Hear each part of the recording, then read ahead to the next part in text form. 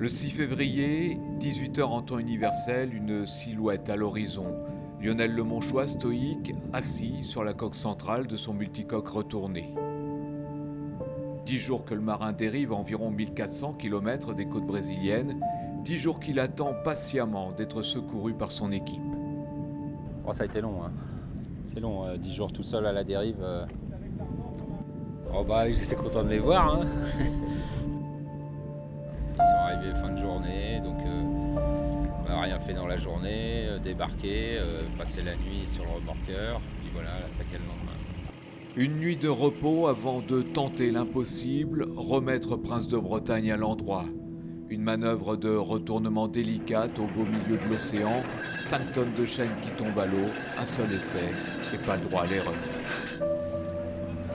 On a fait un grand pendule, c'est-à-dire qu'on l'a immergé à partir du remorqueur, on a mis en tension et ensuite on a coupé la barre et on a fait un grand pendule sous l'eau, un grand pendule sous-marin. L'équipage du remorqueur donc, se demandait un peu quelle bande de zozo ils avaient à bord.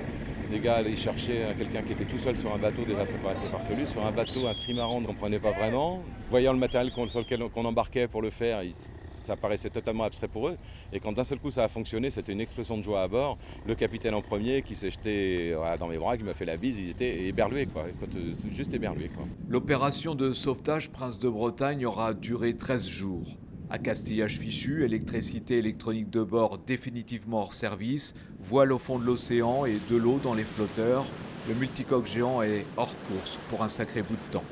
Non, le bateau il est génial, hein. Là on va le refaire tel qu'il est, quoi. Je pense même gréement, même surface de voile, tous les systèmes de hook, de tout ça, on va tout refaire pareil, quoi. Il y a rien à changer, quoi, quasiment. Le bateau il est prêt pour faire la route du Rhum, quoi. Oui, mais pour espérer disputer la célèbre Transat, il va falloir réparer vite, très vite, le multicoque Prince de Bretagne. Une véritable course contre la montre. Pour Lionel Lemonchois, la route du Rhum commence ici, dans la baie de Rio de Janeiro.